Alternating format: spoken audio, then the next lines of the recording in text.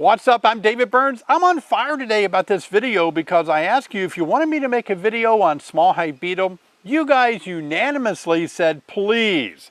And that really helps me know how I can add value to the content that I create so that you will gain more knowledge on how to keep healthier bees and make fewer mistakes. So today, I'm going to talk about small hive beetle.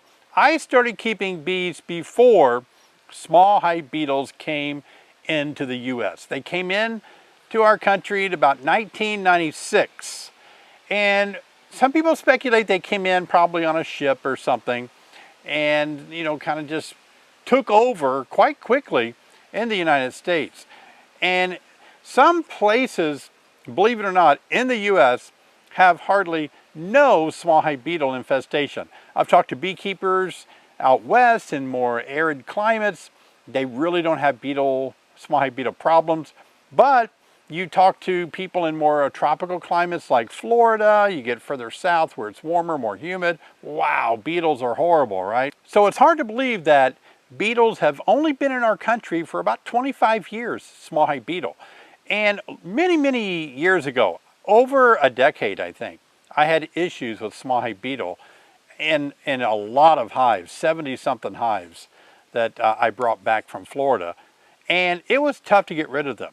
I had to use some special sprays on my soil and kill the developing pupae in the soil as they were pupating. I had to do a lot of work on putting traps in the hive, and that was like I said, I think over a decade ago. So I'm well acquainted with the pressure of small hive beetle. Now here in Illinois, fortunately, beetles are a secondary pest, and that kind of means that they're really not a big of an issue, but you do have to stay on top of it. Why beetles can be bad is because not only can they ruin your honey, they defecate in it, they just consume, they worm their way right through the honey.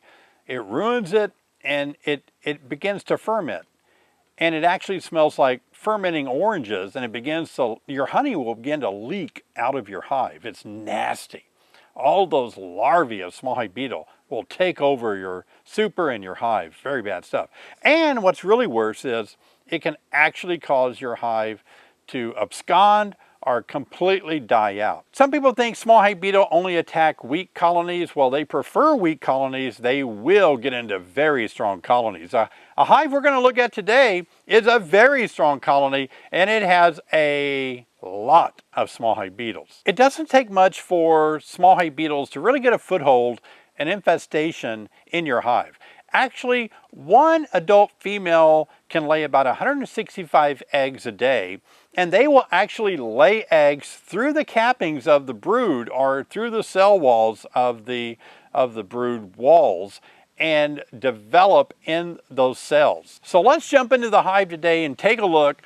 And I want to show you first what the beetles look like and what do you do when you first see them when you open up a hive. And then we'll talk about prevention, and then we'll talk about when you get them, how do you control them. So the other day, the video that I made actually had to cut out the part where I spent maybe 15 minutes just killing small hive beetle. But I want you to watch over here. Over here, the bees are propolizing an area here, and they are capturing the small hive beetle under the top cover and on top of the frames. You'll see them run when I open this up and flip it over. I'm going to break open kind of the beetle jail. I'm going to do it a little quickly here. Are you ready? A lot of propolis. It's not as many beetles as I remember now from the other day, but you can see there's one right here, tip of my hive tool, there's one right there. And you can see the bees try to kill them, and there's some down here. The bees are trying to get that one there. There's one in the corner. So these are the beetles, and this is the propolis. You can see that they're trying to utilize some gel. I don't want to kill any bees when I try to kill these small hive beetles. The regular hive tool that you see most of the time is better at killing beetles than this hive tool. You can just smash them. Look at that. Barely got that one. There's another one there. So if you just kind of watch, you'll see these beetles. Sometimes they're up and around the cracks up in here, but not so much here. I expected to see a lot more in this area here. Let's pull out a frame and see if we see any beetles that are on the frames right here. And then I'll show you how I use the beetle traps. It really paid off that I killed so many yesterday, or day before when I made the video. It seems like they could be on this frame more than most frames. Let's look for a small hive beetle. You see any? Nope, not really. There's one down in a crevice, or there's one right there down in a cell. Do you see that? Hiding down in a cell, the little black thing. Bees are looking at the small hive beetle. So a lot of times what I'll do is take my hive tool and just poke it down in there if I can. You see the bees are trying to get it. But it's really hard for us to kill them and not kill bees. There's another one there, down in a cell. And again, the idea of killing them is that that could be a mama beetle wanting to lay eggs and cause an infestation in your hive. I see another one, if you look up here, there's some more beetles that are hiding in these cells here. Look at that. Do you see them? Look at that, there they are there. So the beetles are in there doing their work. That's why we need to trap them. All right, so let me show you how to trap them. Let's look at one more frame, can we?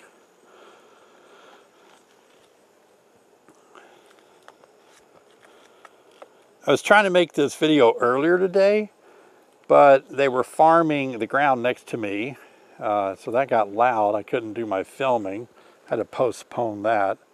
Oh, I don't know if there'd be a lot of beetles here on this capped over frame. No place to hide, sort of, right? Huh, okay. Well, let me show you how I will do some trapping of small hive bees. All right, so this is a very familiar trap. It's just a better beetle blaster trap, and I like these a lot. I think they're very effective. And I take a jar, this is actually olive oil. I just found some in the kitchen and I transferred it over to this little jar. I don't like to get any type of oil on my bees, whether it's vegetable oil or what. You don't want to use motor oil, that's not good. But what I'll do is I'll just go down here to one of these holes, and then I can just squeeze my jar and fill up my beetle trap without spilling much, you see. And you only want to fill it once you level it off about 1/4 of an inch, like that much right there. That's plenty. And now it's important to wipe off the excess oil that may have leaked or dripped a little bit where you placed it in there. Bring a paper towel or something. That will kill your bees if you get oil on your bees, so be very careful about that. And then once you get that where you want it, you're going to place it between 2 frames like this right here, and you're going to allow the bees to chase some of those beetles down in there. Now there's other traps I want to show you. This trap here is very similar, only this one is reusable. You can continue to open it and then shake out the bad oil or shake out the dead beetles, and then you can snap it back together again, and it works pretty cool that way. A little easier getting your oil in there, I think, too. There's like 2 different compartments, I believe. Let's try that. Let's try to fill up this side. And now let's try to fill up the other side. Yeah, don't fill it up, just about that much at the bottom. But the way this works is it too goes between 2 frames, but those little arms reach out and grab the other frame like that. It sits in there quite nicely. I'm going to put one more since I'm here and I have the oil And let's just go, I'm seeing most of my beetles over here, but let's take a chance and see if we can catch some in the middle here. All right, now we can check these and see if that helps get some beetles.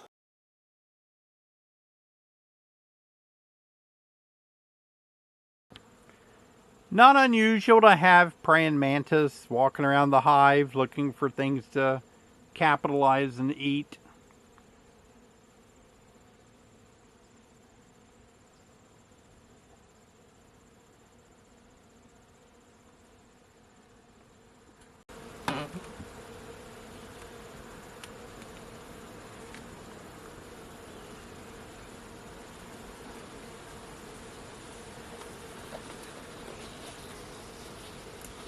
All right, so we can see the beetles.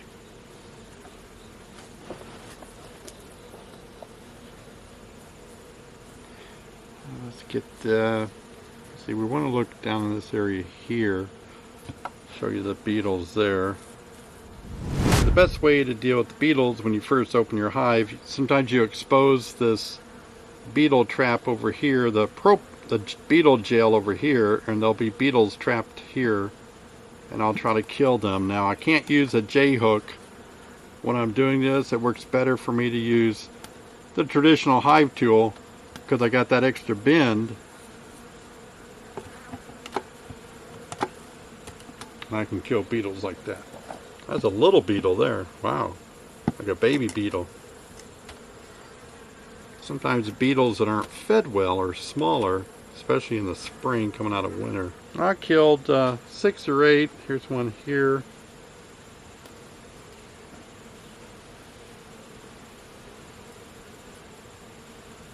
I got a praying mantis on my shirt. I really don't like praying mantis that well because they can, a big one can actually bite you. I got it, knocked it down into the hive. Sorry about that. Why don't you go play on some leaves? There's a beetle. If you kind of wait, more beetles will show up. It's really weird, isn't it? Sometimes they're hiding underneath some of the propolis you see here around the edges, and they know that they can't be detected if they don't move, so they wait a while until they just have to move. So what I like to do is, before I remove a beetle trap to look at it, is actually take your hive tool and scrape, push down along the top of the beetle trap, because oftentimes there are a lot of beetles that will hide underneath this lip. And if you just pick it up, well, the bees have formed another propolis jail around the edge of this beetle trap and underneath of it, trapping beetles under there. Now we'll see if that's true. It may not be, but I just want to make sure if there is, we're going to kill them and smash them. Alright, so let's go ahead and remove this trap here. You got to be careful not to spill the oil. And something I've learned too is that when you take off your honey super, maybe to inspect it, if you take it off the hive, then you're going to have to keep the beetle traps like this so they don't spill. You don't want to tip it on its edge, the super. If you are going to take the super out and tip it up on the edge, then you're going to have to take these beetle traps off. So what I'm doing now is carefully removing the beetle trap by loosening this propolis that they've put around the edge of it. Once we do that, we can work it up. And then we'll take a look. What do you guess? Let me hear some guesses. You think there'll be some beetles in here? This is further away from where the beetles hide out. Let's just take a look.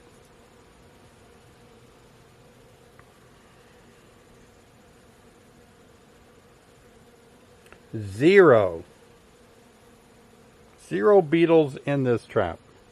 Let's just put it back in place. Careful not to smash any bees. There's one right there. I just pushed one down in the oil. Let's see what happened. Do you see me push that one with my finger down into the oil? I think it bit the dust. Well, there you go. That's how they're supposed to work, even though I pushed that beetle in there. Now, I explain about the importance of putting the trap over here because this is where we see most of the beetles. That it's kind of like fishing. You do want to put the traps where the beetles are, right? And that's what we're trying to do. Look right here. I see something interesting. I can see a beetle actually moving underneath this trap right here on the edge. At the tip of my finger, there's a beetle moving. Hasn't hit the oil, I guess, yet. We'll have to take that one out next and see what it looks like. This one here, I just need to loosen it up and try to pick it up without spilling the oil again. Remember, if you spill this oil, you will kill bees. So let's be very careful. Let's just start taking a look. We're getting closer to where the beetles hang out towards this side of the hive. Oh, there's one right there on the outside of it. Nope, lost it. Darn it, fell in the hive. Well, anyway, there's another one. Let me get it down in the oil. It looks like they can't fit exactly through there. Okay. So we've caught 2 in this one. We only caught 1. So we caught 1, and then I forced the other one down in there. But these slits were kind of small. I couldn't really force that beetle down in there very easily. So let me just put that back in there. Now the big question is going to be, what does the one over here look like? That's the one I expect to find more beetles in. I'm trying, and I kill 5 or 6 every time I open the hive up, but they just seem to still be gathering. And I don't really see a lot of beetles when I get down into the hive. Like start looking at frames. I see a little bit, but not a ton. Now, we didn't look under that last one to see if we caught some beetles, did we? Underneath when we smashed it. So, let's see. Let's kind of loosen that up. Ooh, that's cracked. I worry sometimes about cutting or cracking of these traps, these kind of disposable traps. And if I were to do that, would it, drip out and spill? That worries me a little bit. It doesn't look like we killed any that were trapped underneath here that I can tell. We actually killed a lot more with the hive tool than what we got in the traps themselves, even though they're in a good position to catch beetles. So we'll put these back. These traps were able to catch a few, but nothing extremely impressive yet. I just want to show you how to push down on the trap in case there's some hiding under there, and how you lift them up and look at them, being careful not to spill oil. First, let's talk about preventing small hive beetle. It's impossible. They're going to find their way into your hive, but there's some things that you do that can really cut down and help, and we'll put them in the prevention category. First thing, like we talked about earlier, always keep strong colonies. It just comes to reason, the more bees that you have protecting the comb every square inch of the inside of their colony, they're going to irritate the beetles, they're going to run them around, run them out. It's going to help a lot. Now, if you have a very weak colony, it's important to realize small hive beetles are able to sniff out, some people say from miles away, a weak colony and overtake it. Beetles are also good at looking for colonies that are queenless. If there's a missing queen pheromone, they seem to capitalize on that because that weak colony is not going to be able to defend the small hive beetles. So, always keep your colonies strong and always keep them queen right. Another important thing to do is prevent extra space. Some people keep throwing supers on and supers on, and the bees aren't up there in those top 3 supers that you've added, and so it gives more room for the beetles to lay eggs and take over certain areas where there's not enough bees to police and guard all the comb that you're putting in there. Keep your colonies big enough to grow into some comb, but not so roomy that there's extra frames everywhere without bees on it, or the beetles will begin to multiply. That goes along with stray comb. If your bees have built some stray comb on the frames or edges or in between or whatever, be careful because the beetles can lay eggs in that stray comb, and hide out there. So if you can keep the inside of your hive tidy, it will help them have more ability to control the beetles. Now, you've always heard me say keep your colonies in as much sun as you can. It's just a proven fact. Studies have shown that bees that are colonies that are in the shade do have more beetle problem. So keep them in direct sunlight as much as possible. Now, I know some of you are going to ask me questions. Oh my gosh, should I move them? They're in the shade now. Yikes, what do I do?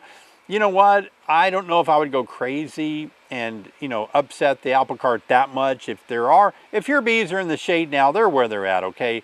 If you're having a big beetle issue and you cannot keep them under control, yeah, you might want to consider adding that one extra prevention maybe of putting them out in the sun. Now, if you're in a place where your bees are getting sun most of the day, but they get a little afternoon shade, that's fine. Some shade in the morning, some shade at night. I'm talking about don't put them in the middle of the forest where the sun never hits a box. Another way to help prevent small hive beetle infestation is to consider pollen patties. Beetles are really attracted to the odor of pollen patties. They will lay eggs in the pollen patties. So one rule of thumb is if you're going to use pollen patties, be sure to only give your colony enough where the bees can protect it. If you put 2 or 3 big pollen patties in there, and there's really not enough bees to guard or be on that pollen patty, the beetles might get up there, hide out, and lay eggs. I've seen that, and it's really gross. And of course, keep your bottom board cleaned off. If you have a solid bottom board, beetles have been known to actually pupate in the debris on the bottom board. Instead of getting out of the hive, pupating in the soil, they will pupate in the bottom board. So keep that bottom board cleaned off. Screen bottom boards seem to get, the stuff falls through, they don't seem to be as bad, but solid bottom boards do hold a lot of debris. Another practical thing is be sure to keep your honey room really clean. And if you harvest your honey, you need to actually extract it that same day or the next day, as quick as you can. Don't leave supers hanging around. Beetles are attracted to supers if they're out in the open. So try to deal with your honey. Keep your bee yard cleaned up. Don't cut out some stray comb and throw it out in the yard. That can really attract beetles as well. These are just common tips. Now let's talk about controlling small hive beetle. Controlling them once you have an infestation, I think the best way to do it for me personally, I've really enjoyed using Beetle Traps. Now, when I first had my initial infestation in my colonies over a decade ago, I used the West Trap. It is like a pan that sits under your screen bottom board, and when the beetles are pushed down through it by the bees, they hit that oil and essentially suffocate. It can be a challenge and labor intense to manage traps below the bottom board, either of diatomaceous earth or oil of some sort. It's a little tricky. They are effective and they do their job. Now, many of you have probably heard of other techniques that have been deployed in the more recent years, such as dryer cloth, like the Swiffer dryer cloth. A lot of people are putting those in their hive, and I hear mixed reactions to that.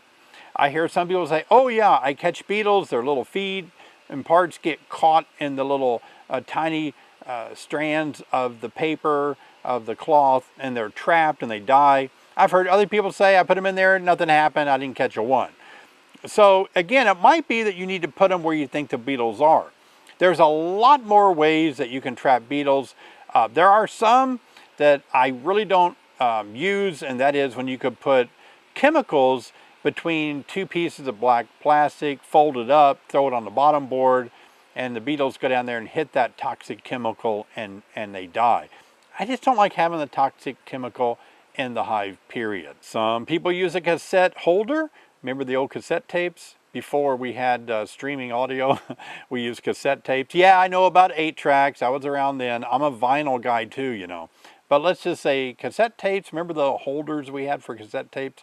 A lot of people will put sort of fermenting apples or apple vinegar in those. And the theory is that smell will attract beetles to get in to that cassette holder and be trapped. Or some people put chemicals in there or oil and they drown. There's a lot of things like that. Again, very labor intensive. I want to jump into this video real quick and ask you to give me a thumbs up if you enjoy the content, if it's adding value to your beekeeping endeavor. I hope it is. That's what I'm trying to do. I'm working for you to give you good information to help you become and be a better beekeeper.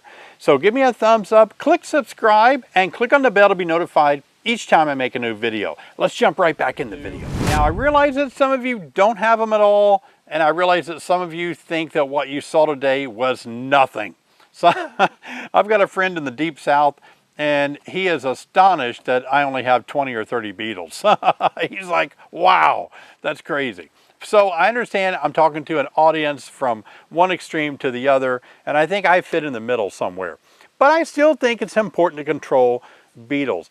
This year, I actually only have a couple of colonies that actually are showing signs of beetle infestation.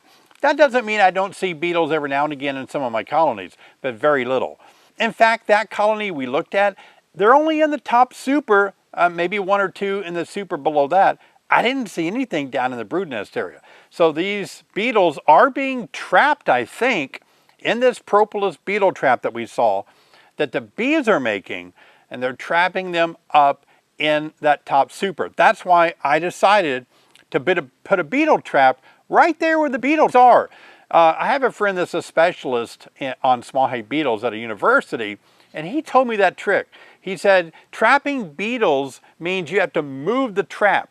Every time you open the hive up, wherever you see the most beetles, that's where your beetle trap needs to go to. That's where you need to move it. Don't leave it in one spot. I'll leave some links down below and some of the things I talked about, the affiliate links where you can purchase some of the items through Amazon, and that might help you. Now, one of the things I want to talk about is some people think that once we get into winter will kill off all the small hive beetle in our hive.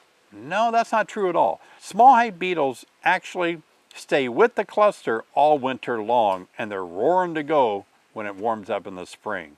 And get this, small hive beetles actually fly and travel with swarms. They're hard to get rid of. Some people have asked me about putting a lot of salt below their colony. Like they'll just put a lot of gravel, put a lot of salt under their colony. And their theory is that once the larvae jump out of the small hive beetle larvae jump out of the hive to pupate in the soil, they'll hit the salt and they'll be killed. That does work. But let me tell you, if your infestation level is so bad that you have eggs and larvae in your colony so bad that they're actually jumping out to pupate in the soil, you're way behind the 8 ball. You might as well do it, sure, to kill the larvae that are jumping out, but keep in mind it's better to control the mama beetle from laying the eggs to begin with. And that's why I think beetle traps are good. As soon as beetles fly into your hive, walk around, get up there, and want to lay some eggs, the bees will chase them into these traps between the frames. Also keep in mind that when you're trying to invent and discover ways to keep beetles from getting into your hive and walking up there, remember beetles fly. They have wings. They can actually land on your bottom board and fly up onto the comb. So they're not just walking around in there, they're actually able to fly around too. I've seen some things where we're hoping that beetles can't maybe cross a real sharp corner, but then beetles will just pick up and fly around the corner inside the hive. So keep all that in mind if you're trying to come up with something. They can actually be in a hive that's 12 miles away and be attracted to your hive and fly over to your colony. Thanks guys for watching the video today. I hope it's been helpful. Beetles are really bad this time of the year, late summer into autumn. Before we have a hard freeze and all, warm temperatures are still letting beetles multiply and be a problem. So maybe this video has helped you. I hope so. Those of you that are really experiencing some really severe beetle infestation, you might have to bring out the big guns. There's Guard Star for the ground. Again, that's a dangerous chemical, but it does kill the beetles that are pupating in the soil. Be very careful and apply that according to the label. And you might have to do some, bring in some bigger guns inside the colony as well, but it can be a problem. I hope you've appreciated me asking you what kind of videos you want. That does give me an idea about what your needs are and what kind of knowledge base you have or don't have to make videos that really help you. So thanks for responding when I put those polls out. I really do appreciate that. As always, check out our website at honeybeesonline.com, and we appreciate you dropping by. We make our living only on bees. We don't have any other kind of jobs. So when you put your business our way, it really does help us. It gives us the ability to focus a lot more on helping you by making more videos and creating videos that can inspire you to continue all your beekeeping endeavors. So we appreciate any business that you send our way. Thanks for watching. I'll see you next time.